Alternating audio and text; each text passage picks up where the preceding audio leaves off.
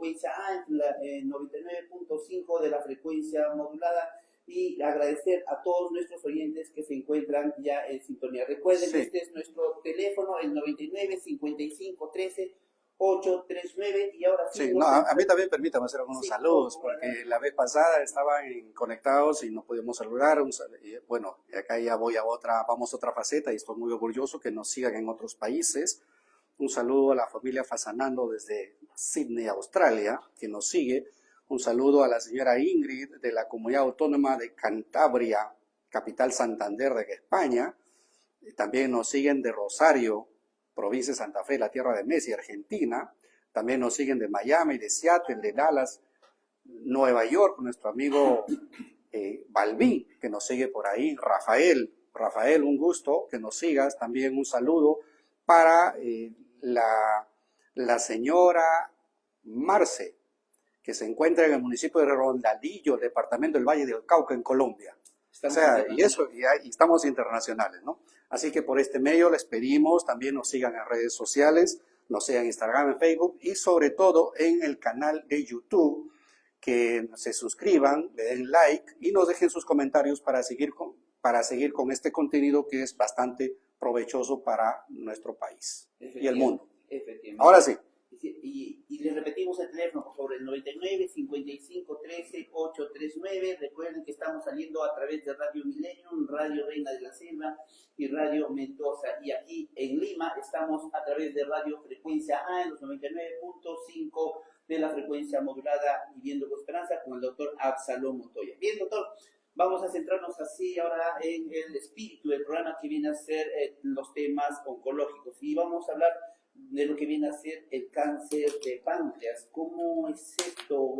¿Qué intensidad de peligro tiene? ¿O cómo se manifiesta? Doctor, está en su cancha. ¿Qué tal? Ahora sí, empezamos con el tema principal.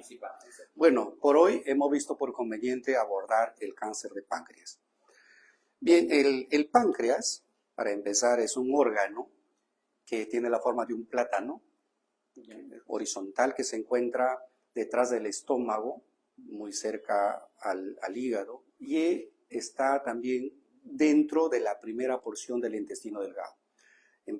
Termina el estómago, inicia el intestino delgado como una C. ¿Ya? Y justo ahí está el páncreas, que va hacia el otro lado, hacia el vaso. Anatómicamente, lo que comúnmente se le conoce como la boca del estómago. Bueno, es un término controversial, pues criollo, ¿no? Porque a veces, sí, ¿y dónde está la otra parte? Si la boca está ahí, ¿dónde está la otra parte? Sí, es broma, ¿no? Pero bueno, vamos al tema. El páncreas es una glándula que funcionalmente tiene dos acciones, ¿no?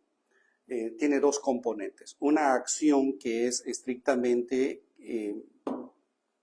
que genera enzimas, que genera unas sustancias que ayudan a la digestión de la grasa, de los carbohidratos, de algunas sustancias más que actúan, que se llaman las enzimas pancreáticas, que mejora y activa la digestión para que pueda absorberse los nutrientes y tener obviamente una adecuada nutrición. Y ahí vamos a ver cómo cambia la figura, ¿no?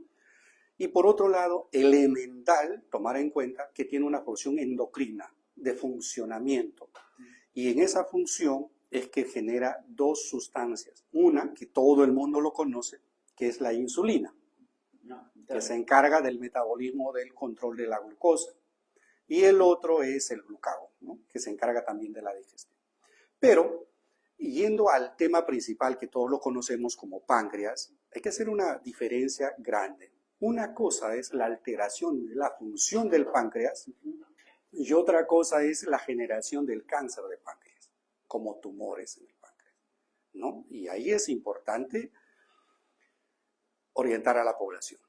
El páncreas como tal, digamos, puede tener problemas de la insulina. Y ahí nace la diabetes mellitus. Las diabetes, hay diabetes mellitus tipo 1 y la diabetes mellitus tipo 2, solamente por el problema de la insulina que se genera en el páncreas. Entonces, la diabetes tipo 1, por decir, es la que no hay insulina. Esas personas que se inyectan, no sé si has visto, que se ponen constantemente, mayormente está en relación a temas genéticos y por otro lado también está en relación a gente joven. Por eso se llama la diabetes juvenil, ¿no? Gente joven y que obviamente tratamiento es insulina. Pero por otro lado está la diabetes tipo 2, que se adquiere con el tiempo, y además de eso también existe la insulina en el organismo, pero no funciona, o es poca o es deficiente y no funciona. Y esto comienza mayormente por encima de los 40 años. Entonces, este tipo se trata ¿con qué? Con medicamentos, ¿no? Ustedes han escuchado la metformina, etcétera, etcétera, que vamos tratando. Entonces, eso es un tema, bueno, lo quería tocar, pero es un tema muy aparte de lo que comúnmente nosotros vemos, ¿correcto? Entonces, no confundir entre la función y la apariencia de un cáncer. Ahora, vamos a lo concreto. El cáncer de páncreas es una de las neoplasias más grandes, más peligrosas y mortales que existen en el mundo. Ocupa más o menos, está en la proporcional del 3% de los cánceres a nivel mundial, ¿no? A nivel mundial, y ocupa el 7º puesto en los cánceres a nivel del mundo. La literatura que tenemos, que es en Estados Unidos, por decir, es una literatura que nos dice que al año se diagnostica cerca de 65,000 pacientes. Y ojo, y la mortalidad es 55,000. O sea, solamente 10,000 viven. Pues que la mortalidad de un cáncer de páncreas está en relación al 80 al 90%.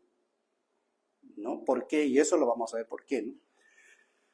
Por otro lado, también en estos últimos años se está viendo dentro de los problemas gastrointestinales en general, se está viendo también una alta incidencia, o sea, más pacientes con cáncer ya en menores de 40 años, que hay que tener en consideración también. ¿Ya? Entonces, hecho la estadística y viendo por qué es una de las neoplasias más agresivas o más mortales, y diremos por qué. Por una cosa fundamental, y a eso vamos. A que el diagnóstico mayormente es tardío, porque lastimosamente no da síntomas iniciales. Y lo vamos a ver, ¿no? Entonces ya estamos enfocados en el tema que es un cáncer, el cáncer en el páncreas puede ser en cualquier porción del páncreas. El páncreas, como un platanito, tiene la cabeza, el cuerpo y la cola. Cualquiera de esas estructuras puede aparecer tumores, pero básicamente está en la parte proximal, ¿no? En la cabeza del páncreas. Y justo es una encrucijada muy compleja, porque anatómicamente en esa encrucijada que está la cabeza del páncreas viene la porción del intestino, que inicia el intestino delgado hacia una C, y viene también la A, y viene el conducto que drena todo lo que es el contenido pancreático, ¿no? Que es el conducto de Wilson, y viene por el otro lado, que es el conducto colédoco, que viene de todo lo que drena del hígado. La vesícula es el almacén, pero el hígado drena y van en encrucijada. Por tal motivo tenemos problema que un tumor ahí ocasiona problema del intestino delgado, obstrucción del intestino, que el paciente no puede comer, lo vamos a ver posteriormente, y por el otro lado una obstrucción de la vía biliar, porque la bilis ya no pasa al intestino, entendiendo que la bilis se genera en el hígado y la función de la bilis es licuar o procesar, entre comillas, la grasa. Pues usted ha escuchado, ¿no? Tengo mal la vesícula, me cae mal lo que como, el huevo, la palta, me cae mal porque tengo un problema en la vesícula. Comúnmente lo dice la gente, ¿no? Entonces, tampoco no hay que mirarlo muy con simpleza estas cosas. Pero lo que quiero enfatizar es en la parte anatómica. O sea, ¿por qué nos produce problemas y por qué es difícil abordar el páncreas? ¿Ya? Muy bien. Entonces vamos a ver qué factores hay. Por ahí me preguntaban qué factores de riesgo existen o que causa el cáncer de páncreas. Dentro de esos factores, obviamente, el tabaquismo siempre llama la atención.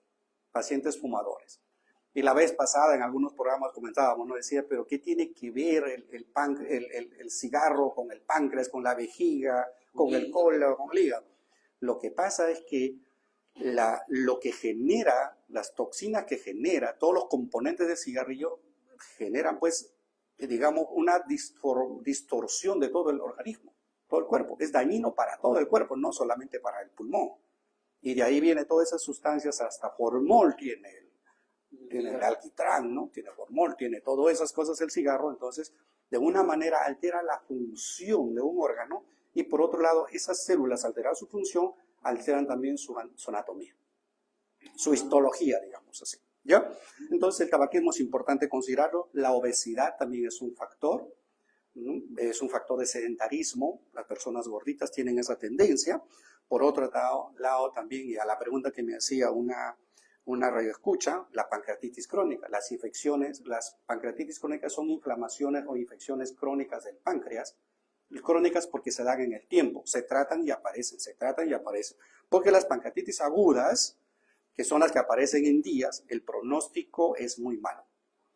El pronóstico de la pancreatitis aguda es que son problemas infecciosos, le decíamos antes de iniciar el programa, el páncreas tiene un gran problema que secreta sus sustancias propias que se autocomen, que se autocatalizan. O sea, la sustancia que genera el páncreas se come al páncreas. Se autoelimina. Se autoelimina. Y eso es en las pancreatitis agudas, por eso es que mayormente son mortales. Se necrosa, se putrefacta. Y por donde es un ácido, es tan ácido que, por decir, corroe un vaso, lo hemos visto en la práctica médica, corroe un vaso que pasa por ahí y sangra. Empieza a sangrar, lo carcome en términos generales. Entonces la pancreatitis hay que tenerlo muy presente, las agudas, que son en el tiempo son mortales, y las crónicas son las que aparecen de vez en cuando y que puedan generar también cáncer de páncreas.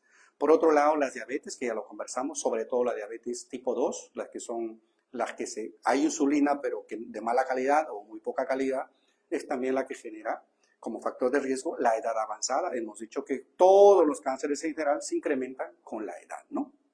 Cuanto mayores somos, más posibilidades de haber un cáncer cualquiera que sea, y sobre todo tocando el tema en cáncer de páncreas.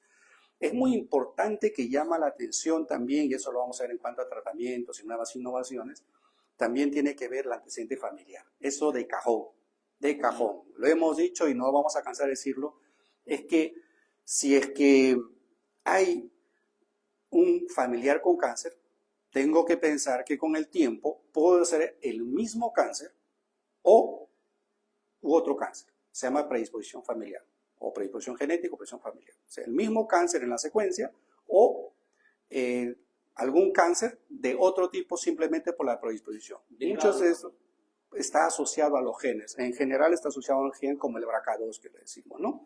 Entonces, eso es importante considerarlo para tener una conciencia de lo que realmente estamos haciendo, ¿no? De realmente cómo cuidamos la salud, ¿no? Entonces, nosotros acá por cultura, pues, dejamos pasar, ¿no?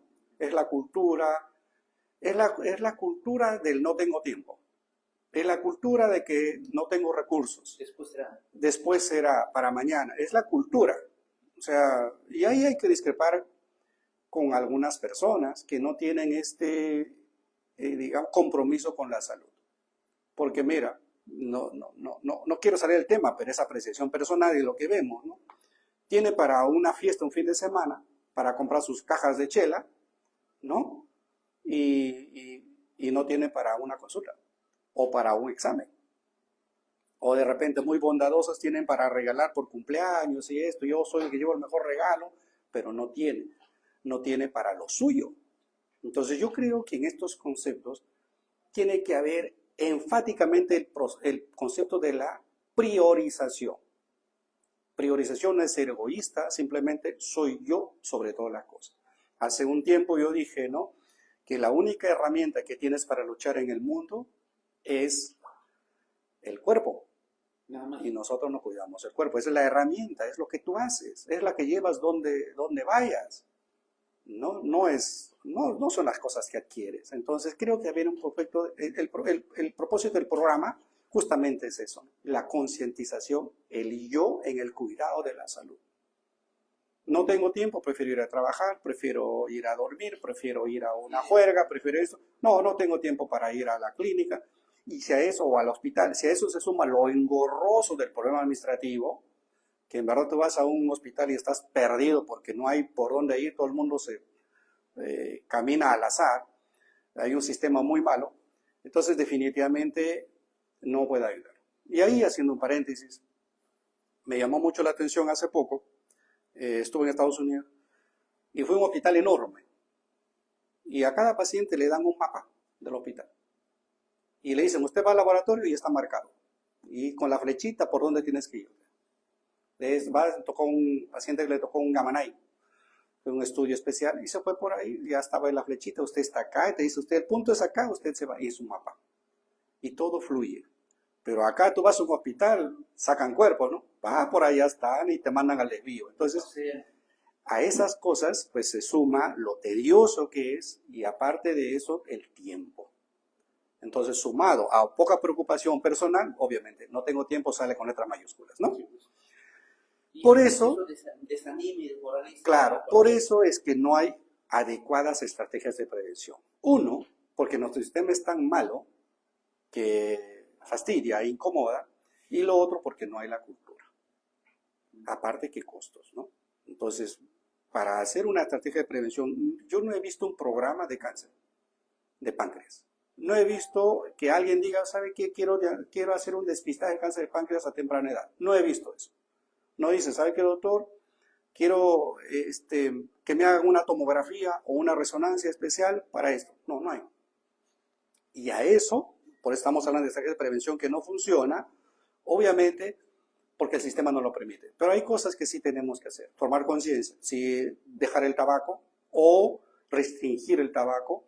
La otra cosa también es llevar a un mundo más activo, no ser sedentario. Si eres diabético, preocúpate en que algo puede pasar. Si has tenido antecedentes de pancreatitis, también obviamente ya son cosas muy, o digamos momentos personales que tienes que asumirlo como un riesgo, pero no en general. No en general. O sea, estoy viviendo esto por tal motivo, escuché este programa de radio, el doctor dijo tal cosa, podría desarrollar, así que me chequeo a tiempo. Por si queremos hacer globalizado, es imposible hacerlo. Es imposible. Más personalizado. Bien, entonces, ahora vamos a signos y síntomas. ¿Qué molestias piden?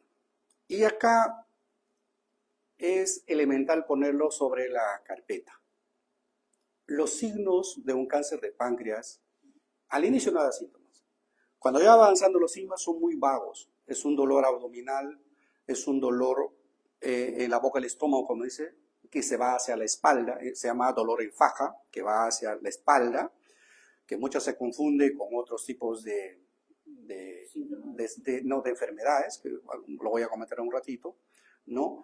También es importante considerar la pérdida de peso, ¿no? Los pacientes, al hablar que el páncreas es un órgano que produce enzimas, al no producir esas enzimas, esas sustancias, obviamente la digestión es mala, por tal motivo se puede ver baja de peso, o se puede ver también alteraciones en las heces, ¿no? Heces blanquecinas, heces que explotan con muy mal olor, son indicativos de que algo no está funcionando bien, sobre todo en lo que significa el procesamiento o metabolismo de las grasas.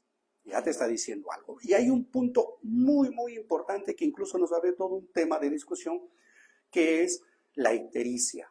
¿Qué es la ictericia? Es una coloración amarillenta del piel y las mucosas. Los ojos se ponen amarillos, el cuerpo se pone amarillo, se pone básicamente a veces como puntitos, empieza a traer problemas, pica mucho, da mucho prurito, picazón, ¿no? Porque la ictericia se impregna en todo el organismo, se impregna, la ictericia es la bilis, que no se elimina. Y eso es porque dijimos al inicio, porque obstruye el conducto que viene del hígado al intestino. El tumor crece en esa encrucijada y obstruye. Entonces ya no pasa al intestino, se empieza a dilatar y empieza a ir al cuerpo. Entonces también una de las cosas es que esto llega también al cerebro. Entonces cuando un paciente está ictérico, amarillo, no es una manifestación de que la bilirrubina no se esté eliminando y que está en el cuerpo, es algo tóxico, va al cerebro y empiezan a tomar somnolencia. Se ponen somnolientos, muy somnolientos, a veces llegan a un estado de coma. Y eso es un tema obviamente que corresponde ya al manejo estrictamente de la obstrucción de la vía biliar, no al cáncer de páncreas. Pero hay que tenerlo muy presente. Una persona se está poniendo amarillo, hay que pensar no solamente, ahí viene la fragilidad en nuestros conceptos. Porque un paciente se pone amarillo, tienes hepatitis, tienes cálculos, tengo dolor, una ecografía muy superficial, tienes cálculo en la vesícula, hay que sacarte la vesícula. Y vamos a los procesos, porque muchas veces hemos visto pacientes que han sido operados por cálculos en la vesícula y siguen con las mismas molestias. Y cuando al final el problema no era del cálculo en la vesícula el que estaba generando dolor y todas esas molestias, sino era un tumor en el páncreas o muchas veces en el estómago. Entonces, ante cualquier situación de esa parte, o sea, se tiene que hacer estudios más específicos. Pues. O sea, no quedarnos en la simpleza, tienes un cálculo, tienes un pólipo, sacamos la vesícula, es el simplismo. Y eso tiene que ver mucho de responsabilidad también de los colegas, ¿no? De los médicos, que no lo tenemos en el esquema de diagnóstico que podría ser un tumor en el otro lado. Incluso a veces encuentran cálculos en la vesícula y dicen, no, es que el cálculo se fue por el conducto y se quedó atrapado ahí. Y eso está estrangulando, está obstruyendo la vía, por eso estás amarillo. Hay que sacarlo, hay que ir al gastro que venga y que haga estas cosas, ¿no?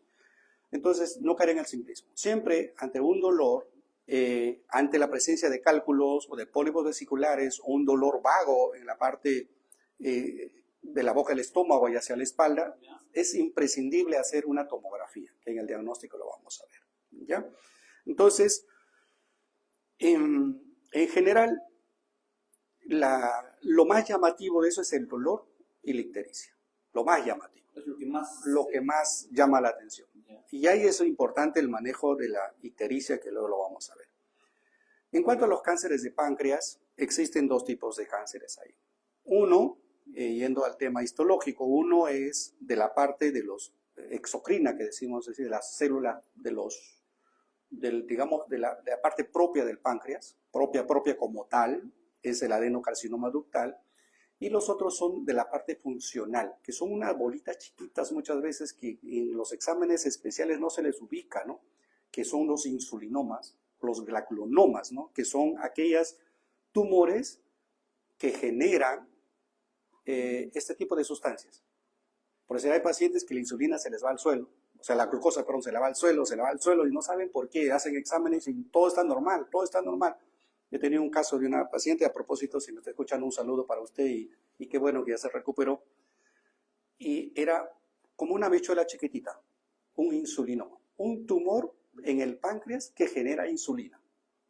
Por tal motivo, es un tumor que genera insulina. Por tal motivo la paciente no podía estar sin dulces. Y era emergencia cada rato. Y al final, obviamente, si logramos, un colega mío también, muy bueno, un amigo mío, logró hacer los estudios porque era asegurada y lo operaron y ahora está bien, ¿no? Era insignificante el tumor. O sea, hay que mirarlo con ojos de buen cubero, como se dice, ¿ya? Bien, entonces, hasta ahí estamos ya en la parte clínica. Ahora vamos a ver el diagnóstico, ¿no? ¿Cómo hacemos el diagnóstico? Obviamente el diagnóstico de cajón es imágenes. Es una tomografía de primera instancia.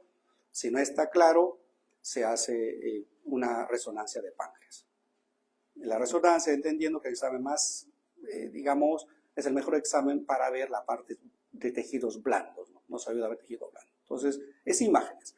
También se puede hacer unos exámenes que se llaman marcadores tumorales, que es el CA19-9, que no es específico, pero nos ayuda. Específico en el término de la palabra, no, pero nos ayuda. Porque los marcadores en realidad no todos son específicos. Tienen una alta sensibilidad, que es, obviamente si sale alto está diciendo puede ser un cáncer de páncreas, pero no necesariamente, porque también hay otros tumores en otros órganos que también marcan. Lo que quiero decir, ¿por qué enfatizo en eso? Porque muchos pacientes llegan y dicen, doctor, yo quiero que me hagan examen de sangre para saber si tengo cáncer. No es así. Salvo, como la vez pasada conversamos con la doctora Vidaurre, un saludo para la doctora. Ahí sí se puede decir, bueno, pues el examen de sangre te va a decir una leucemia, ¿no? Claro. Eso sí, pero en estos casos son marcadores. Los marcadores, en general, son direccionados a un órgano, como en mama, el CA15-3, en hígado, AFP, HCG, etcétera, en colon CA, en ovario CA125, en próstata PSA, etcétera, pero no te dicen que tienes cáncer. Un poco que te da la referencia, dice, estúdialo. Algo está pasando acá, estúdialo, ¿no? Porque puede haber los falsos, ¿cómo se llaman? Los falsos positivos, ¿no? O sea, 125, por decirte, tienes un resfrío, una infección urinaria, tiene una neumonía, tiene una tuberculosis incrementada. En caso del PSA, que no es el tema, pero yendo a los marcadores, para la población que nos escucha, puede ser un PSA elevado en próstata, no significa que es un cáncer de próstata. Lo que quiero decir es que no hay un marcador específico para cada uno.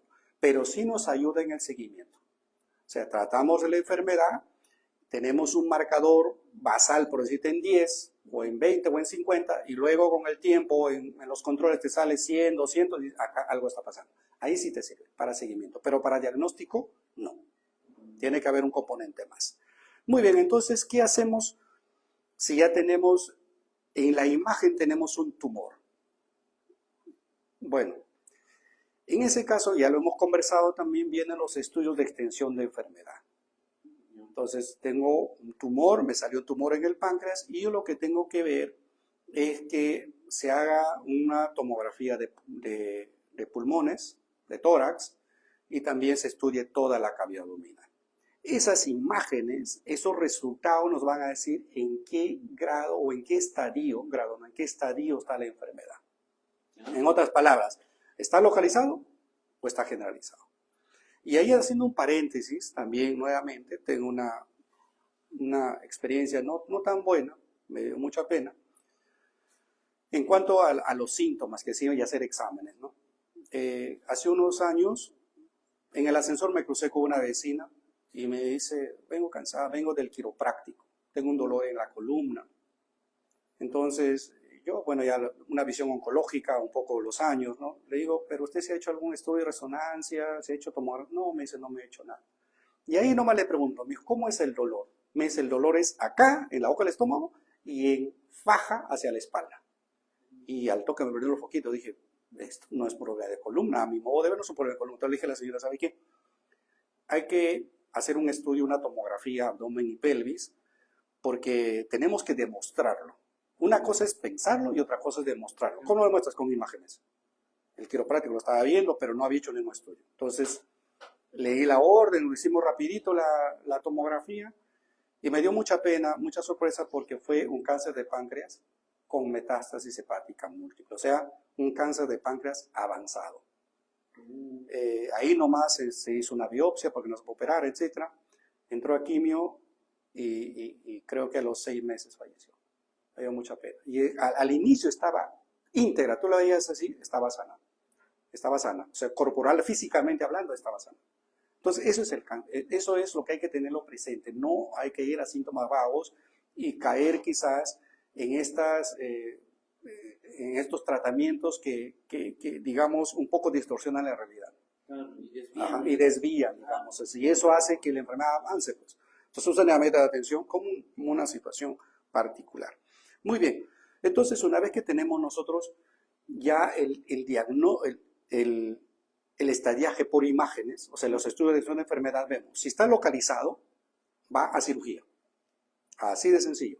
Y eso localizado significa, hay una palabrita más que se llama resecable. O sea, localizado pero resecable.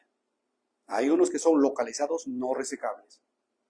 ¿Y por qué se llama resecable? Porque lo puedo operar. ¿Y cuándo lo puedo operar? Cuando en esa encrucijada no me comprometen unos vasos, ahí sale como un abanico, salen unas arterias y llegan unas venas que vienen de todo el intestino, tanto delgado como grueso, sobre todo delgado.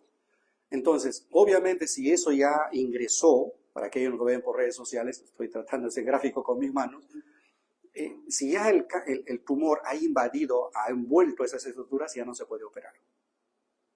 Porque no se puede cortar esos vasos porque es dejarlos sin intestinos. Entonces, el concepto es localizado, resecable, no resecable. Si es resecable, va a cirugía. Y la cirugía es una de las más grandes que hace, que se llama la operación de Whipple, la duodenopancreatectomía. ¿Es la más delicada, digamos? Es la más delicada. Recuerdo que tuve la grata también a un vecino de mi pueblo, que yo le he visto pues ya a un señor cuando yo era chiquito. Hace unos años lo operamos con mi maestro, el doctor Celis, un saludo para usted, maestro. 9 horas. Es una de las cirugías más grandes que existe y las más complicadas, y hay que estar sumamente entrenado para hacer el tipo de cirugía. Es la más grande cirugía que hay en cavidad. Claro, no yendo de lado la citorreducción, que es otro tema, pero desde el punto de vista anatómico, es la cirugía más compleja, porque hay que retirar intestino, vía biliar, páncreas, parte del estómago muchas veces, y luego hacer una reconstrucción. Hay que reconstruir para que pueda comer, para que pueda pasar la bilis, etc. Entonces, La cirugía desde ya es compleja y la recuperación es sumamente compleja. De ahí que la responsabilidad de los cirujanos es enorme, porque eso sí depende de la destreza del cirujano, porque un paciente podemos operarlo, bueno, como sea, como se criollamente, pero ¿qué pasa si existen complicaciones en el postoperatorio y fallece? Que tengo que el páncreas queda un pedacito. O sea, el páncreas, claro, cuando el tumor está en la cabeza, se retira toda esa parte y queda un pedazo de páncreas que eso se va a empatar con el intestino. Eso se llama la derivación duodeno, o sea, pancreato y yeyunal. Ya, ¿No? o sea, la otra parte se mutila. Pancreato yeyunal, claro, se mutila. La que está con el tumor se mutila. Entonces entra como una media. Y luego también se tiene que hacer, eso es la primera derivación. La segunda es del intestino mismo con el estómago. Wow. Y la tercera es del intestino mismo con la vía biliar que viene del hígado. Entonces es sumamente complejo esta cirugía y hay que estar muy bien entrenado.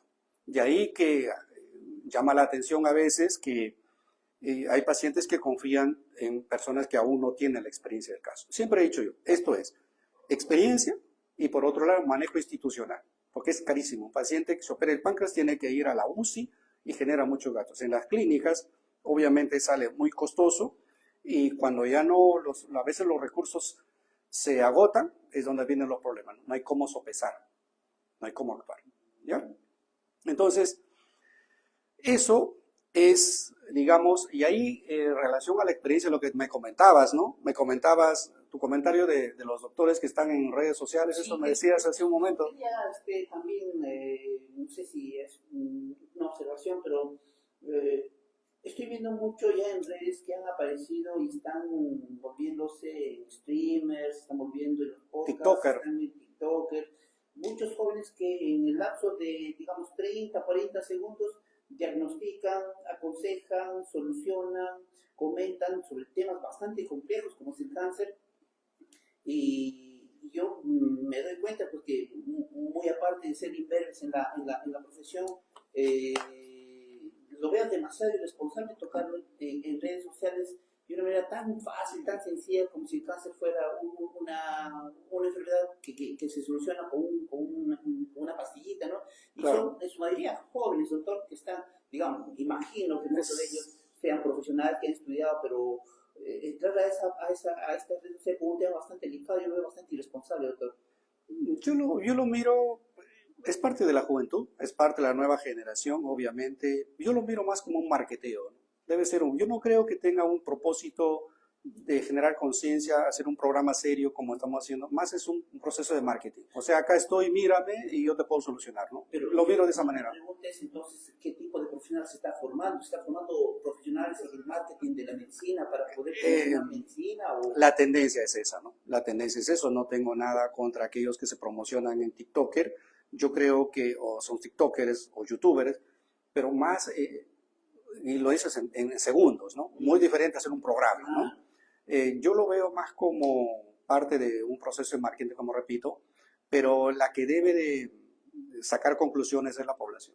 Es la población decir, bueno, pues yo no sé, es un poco que me llama la atención porque estos son cosas serias, ¿no? Claro. Y cosas serias, el médico tiene que ser serio desde su naturaleza. No sé si estoy hasta la antigua, ¿no? Hasta el trato, la forma de vestir, qué sé yo. Y ahora vemos, pues, con piercing, con aretes, y lo que la vez pasada comentabas, te fuiste a atenderte y te atendió una persona lleno de tatuajes, ¿no? Es parte de las nuevas generaciones, es parte de su ser, no descalifica nada, pero yo creo que las personas, son los pacientes las que deben de informarse adecuadamente. Ahora la información es enorme, y también en este tipo de casos que estamos tocando el tema, deben los colegas, yo creo que en todo lo que he visto, es experiencia, el paciente debe priorizar la experiencia y la institución. Así de sencillo. Sí, pues porque... Porque es fácil, o sea, de acuerdo que hemos hablado, es fácil decir, me voy, no me complico, un abre y cierra. Lo abro, no, mira, el tumor está avanzado y ya lo cierro. Bueno, punto aparte. Es interesante, tocaremos ese tema de redes. A mí me incomoda bastante porque en realidad se forman los médicos para ser profesionales serios. Y si uno desea hacer dinero desde el marketing de su conocimiento adquirido por parte de los estudios de medicina, bueno, pues se dedica a otra cosa, porque ellos tienen más dinero, pero no es necesariamente Claro, estar engañando. lo que dices tiene razón. Quizás no es un engaño, pero medicina para mí es un servicio, desde ya. No es un negocio, como ahora se quiere ver, ¿no? Un negocio, institucionalmente ahora, pues todo lo privado es un negocio, pero la percepción de nosotros, el compromiso de los médicos es un servicio. Y yo le dije, en los primeros programas le dije, no, si yo cobraría por todo lo que he hecho, sería millonario. Y lo digo con toda honestidad y con esa simpleza que me caracteriza. Porque los procedimientos que hago son de alta especialización. No quiero tocar el tema personal, pero obviamente me motivas a hacer eso, ¿no? Es una llamada conciencia de la población, de los oyentes, por favor. No se dejen llevar mucho por ese tipo de información. Sí. Mire, el tema es largo, tengo poco tiempo.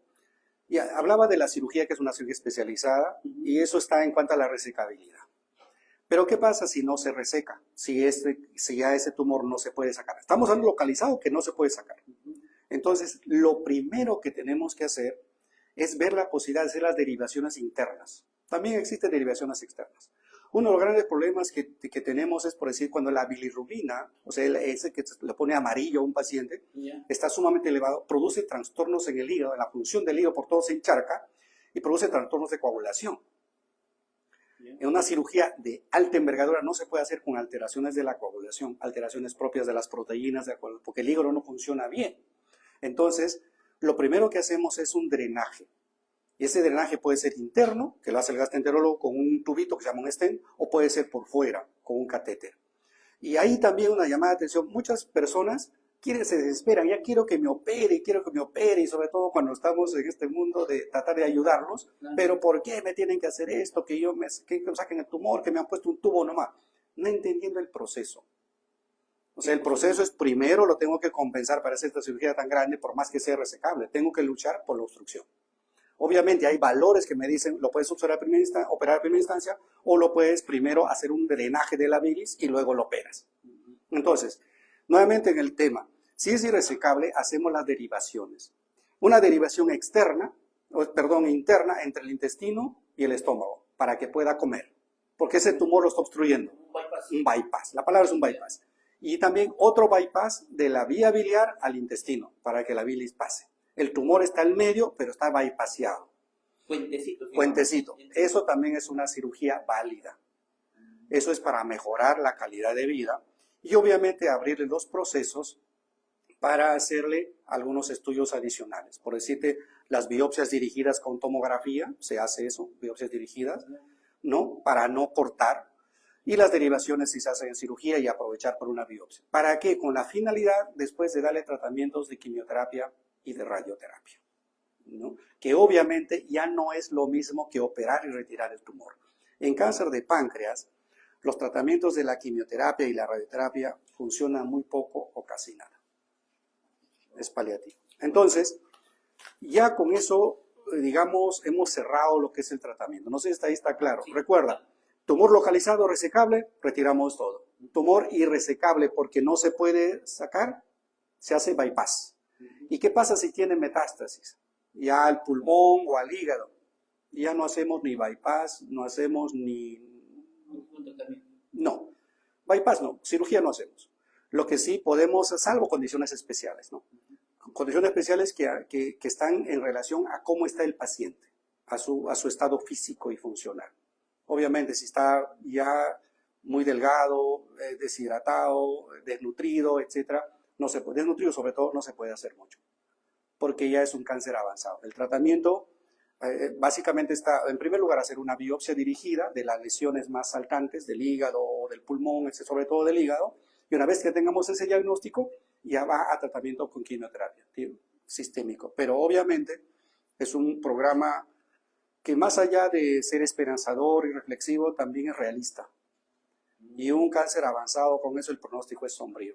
Hay que entender que al inicio decíamos que más o menos la mortalidad es un 80, un 90%, la sobrevida es 10% en 5 años, ¿no? Actualmente, en cuanto a los tratamientos, se está avanzando un poco más con terapias dirigidas, sobre todo en relación a lo que es estudio del gen, estudio genético, que es el BRCA. Entonces está en un tratamiento que es muy caro, muy costoso, pero obviamente en nuestro medio funciona, ¿no? que se ha visto en los ensayos clínicos. Todo esto no es estandarizado. Lo que voy a hablar es estos tratamientos dirigidos como la inmunoterapia o el tratamiento biológico. Básicamente está en manejo de mejorar la sobrevida. O sea, ¿qué quiere decir? Lo hago vivir un poquito más. Según la estadística, es esperanzador que en estos 15 años de investigación con ensayos, la sobrevida ha mejorado hasta un 15%. O sea, de lo que era 10, ha mejorado 5%. Que si te toca vivir en ese mundo, es llamativo. Pero si lo miras desde el punto de vista numérico, es pobre o casi nada. Y con todo el esfuerzo que hacemos y con todo lo que significa los costos son sumamente elevados en relación a los tratamientos de cáncer de páncreas. Ahora, por otro lado, hemos dicho también que es por la localización, es un tumor que invade estructuras del abdomen, de la boca del estómago hacia atrás, como se dice, y ahí hay algunos plexos nerviosos, hay unos nervios. Por tal motivo produce mucho dolor. Entonces, una de las cosas que no hay que olvidar que paralelamente a los tratamientos que se puede dar es el manejo paliativo y tratamiento del dolor. Eso corresponde a los médicos que se encargan del manejo del dolor, que bueno, nosotros lo tenemos institucionalizado, ¿no? Porque no se trata solamente de esperar el efecto de la quimioterapia o el efecto de la radioterapia, sino darle calidad de vida. Y esa calidad de vida, lo primero es controlar el dolor. Así de sencillo. Y eso lo hacen los especialistas. Y por mala suerte también, como el dolor es agudo, necesitamos de medicamentos especiales como la morfina, por ejemplo. Y no es malo hablar de la morfina porque ya le hemos hablado en los mitos y leyendas que tenemos que tú le pones morfina a un paciente y ya dice, no, la he puesto para que se muera. No, para nosotros la morfina es un analgésico más. Se utiliza en el postoperatorio, se utiliza en dolores muy agudos, lo utilizamos en el día a día. Lo único es que es un medicamento especial que amerita una receta especial porque está restringido. Y solamente las instituciones del Estado que manejan este tipo de complejidades tienen la receta de la morfina, ¿no? O tenemos disponible la morfina. Entonces, y son los doctores de medicina paliativa y tratamiento de dolor que se encargan básicamente de ello. Entonces, la idea es que si tenemos un paciente con este tipo de situaciones, yo no quiera, pero no estamos libres de este tipo de cáncer, este tipo de tumor, que el manejo sea institucionalizado. Eso sería mi apreciación. Y por otro lado, bueno, decirles que en el Estado tenemos un gran compromiso de poder trabajar y de poder hacer estudios acorde de las necesidades de la población y si hay que enfocarnos. Gracias a Dios nosotros ya tenemos la tomografía y la resonancia, lo tenemos como un recurso inmediato y ante cualquier, por decirte, molestia o cualquier otro tipo de tumor en cualquier órgano, hacemos un estudio completo y eso nos permite a veces encontrar otros tumores en otros lugares. Hemos visto, por decir, pacientes que vienen con un tumor en el ovario o un tumor en el colon y encontramos adicionalmente un tumor en el riñón, un tumor en el hígado, un tumor en el vaso, etc. O sea, nosotros ya los exámenes que hacemos nos permite ver todo lo que hay en la cavidad. Así es muy interesante. 9 de la mañana con 00 minutos, esto fue Viviendo con Esperanza, llegamos a la parte final de este tema bastante interesante. Sí. Seguramente vamos a ahondar un poquito más en siguientes Sí, vamos a ahondar el tema en próximas reuniones que tengamos. No quiero cortar acá a la población, ya saben, si tienen algunas dudas, nos escriban por redes sociales, por YouTube, también a nuestro teléfono 9955133839. En toda la semana podemos resolver, hay muchos mensajes que llegan, los resolvemos y agradecerlos por estar con nosotros y invitarlos nuevamente para la próxima semana en este mismo horario. Muchas gracias por su atención. Efectivamente, esto fue Viviendo con Esperanza a través de Radio Frecuencia A, 99.5 de la frecuencia modulada y agradecemos a nuestros amigos de Radio Millennium, Radio Reina de la Selva y